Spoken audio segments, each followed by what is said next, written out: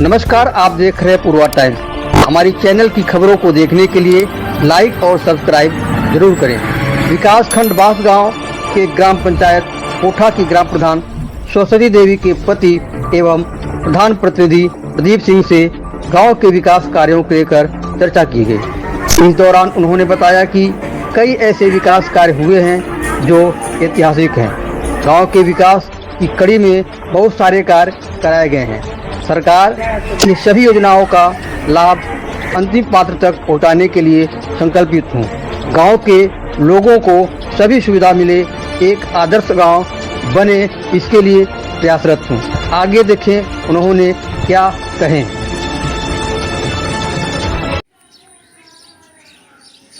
प्रदीप सिंह जी, सबसे पहले तो आपका पूर्वा टाइम्स में बहुत बहुत स्वागत है जी। आपकी धर्मपत्नी सरस्वती देवी जी ग्राम पंचायत कोठा विकासखंड बांसगांव से ग्राम प्रधान हैं। उनके चुनाव जीतने के बाद से लेकर के आप कौन कौन से काम किए हैं, आगे आपकी क्या योजना है? जैसे हर व्यक्ति की मूल समस्या, जो मूलभूत समस्या होती है, रोटी, कपड़ा और मकान। तो हम लोग जैसे मान लीजिए जितने लोगों का राशन कार्ड छूटा था, जो पात्र थे, किसी देश के भावना से पहले से छूट गया था, उनको लगभग बनवा चुके हैं। 99% लोगों का राशन कार्ड जो पात्र थे बन चुका है। जो बाकी था वो प्रस्तावित है। और आवास की जो समस्या है, आवास में बहुत लोगों को आवास अभी नहीं मिला है। चूँकि 2018 में जनगणना जब हुई थी, सर्वे हुआ था, तो उसमें बहुत लोग पात्र छूट गए थे। इतनी बड़ी ग्राम पंचायत में केवल 13 नाम ही चयनित था और बकिया छूट गए थे। जो इस बार हम लोग लिस्ट बनाए हैं, सर्वे होने वाला है, उसमें वो लोग रजिस्ट हो जाएंगे। और बहुत कुछ नाली थी, भूमिगत नाली बनवाए, इंटरलॉकिंग भी करवाए हैं और पंचायत भवन पर भी काम हुआ है। विद्यालय जो है, 4 विद्यालय हमारे 4 विद्यालय हैं। प्राथमिक विद्यालय 3 है, एक जूनियर हाई स्कूल है।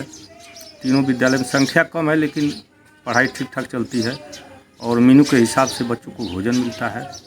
उसमें पूरा खुल छूट हेड मास्टर साहब को मैंने दे रखी है।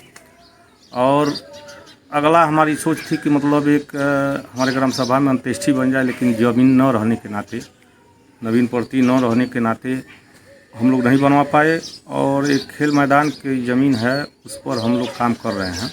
बाउंड्री और 10 बाई 10 का एक चेंजिंग रूम और अखाड़े पर 3 सेट की स्वीकृति मैं ले लिया हूँ, वीडियो साहब दे दिए हैं।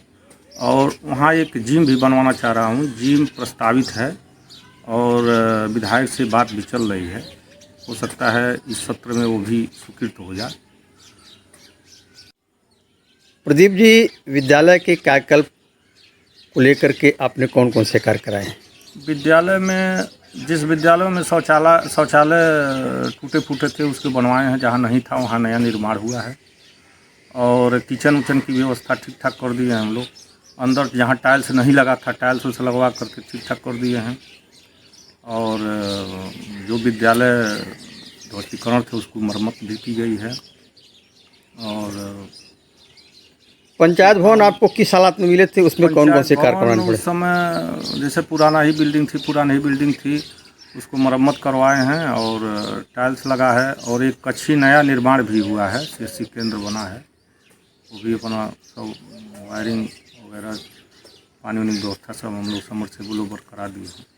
पंचायत भवन भी ठीक ठाक हो गया है। सामुदायिक शौचालय पे भी कुछ काम आपके द्वारा कराए गए? सामुदायिक शौचालय नया निर्माण हुआ था पिछले कार्यकाल में, उसमें कुछ काम नहीं हुआ है, अभी वो ठीक ठाक है।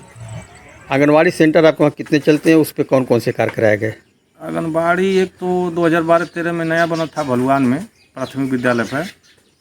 और दूसरा पिछले कार्यकाल में कोठा में बना है नया। तीसरा जो बना है वो हमारे इसी कार्यकाल में भी बना है, दीजोपुर बनकट में। 3 आंगनबाड़ी सेंटर चल रहा है।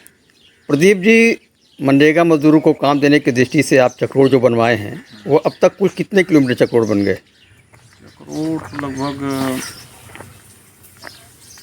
2-3 हज़ार किलोमीटर चक्रोड़ पटा होगा अब 3 साल के कार्यकाल में। इंटरलॉकिंग भी 700-800 किलोमीटर बन चुका है। कुछ विधायक निधि से भी हम लोग काम कराए हैं। 2 रोड विधायक निधि से बना है, एक रोड MLC साहब के निधि से बना है।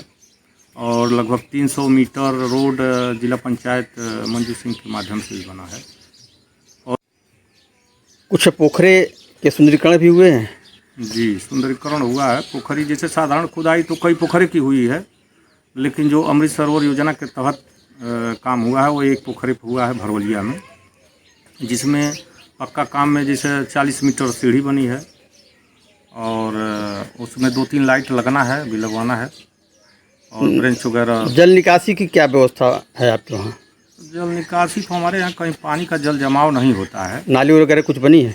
नाली तो बहुत बनवाए हैं। कितना? नाली लगभग 400-500 मीटर से ऊपर ही बनवाए हैं। सोकपीट? सोकपीट लगभग 17-18 सोकपीट SLW द्वारा बना है, SLMW द्वारा, और इंडिया मार्क का हैंडपम्प भी 10-12 सोकपी बने हैं और फिल्टर चेम्बर भी बना है। इंडिया मार्क हैंडपम्प के रिबोर भी कराने पड़े, मरम्मत भी हुए हैं? हाँ, कुछ मरम्मत हुए हैं, 2-1 रिबोर भी हुआ था। जल जीवन मिशन के तहत प्रत्येक गांव में जो पानी की टंकी बनाई जा रही है, आपके वहाँ क्या प्रगति हाँ, वो है? टंकी बनी है और पानी का सप्लाई भी है। 5 गांव में पानी जा रहा है, 5 राज्य समूहों में पानी जा रहा है। कुछ पेंशन के लाभार्थी भी बढ़े होंगे? पेंशन के लाभार्थी पहले भी मैं बनवाया था ज़्यादा, और इस बार जिनकी 60 साल उम्र हो गई थी, पात्र थे, लगभग 99% हम बनवा चुके हैं। अब जो मतलब 60 के अंदर ही हैं वही बचे हैं। गांव में नेकेड वायर हटा करके जो है केबल वायर लगाया जा रहा है, आपके वहाँ क्या प्रगति है? केवल हमारे यहाँ 5 राजस्व मौजा में केवल एक गांव भरवलिया में ही अभी लगा है और एक हरित जोत बनकट में लगा है। 2 गांव लगा है, 3 गांव भी बाकी है। महिला समूह भी होंगी? हाँ, महिला समूह हैं, लगभग 10 समूह चल रहा है। जो मनरेगा के मजदूर हैं, कितने मजदूरों के जो है 100 मानव दिवस पूरे हो गए होंगे? लगभग 15 मजदूरों का पूरा हो गया।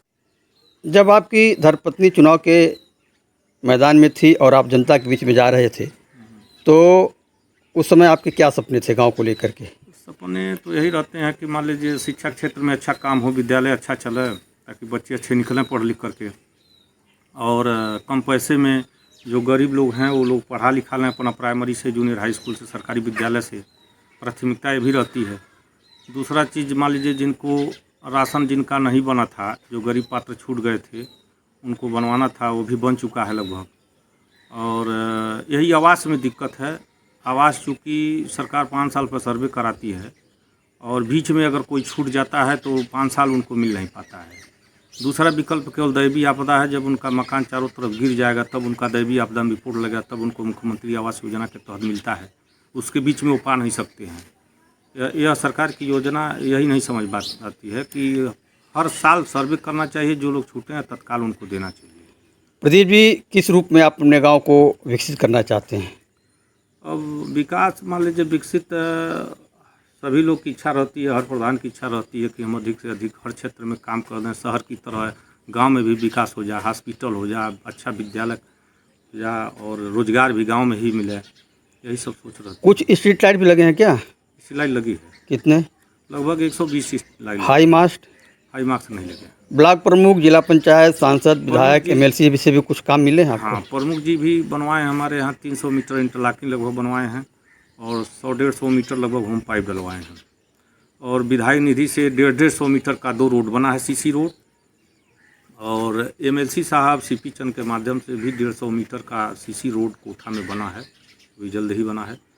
और 300 मीटर लगभग जिला पंचायत से बना है। और भी हम लोग प्रयास में हैं कि त्वरित योजना से भी रोड कुछ प्रस्तावित हैं।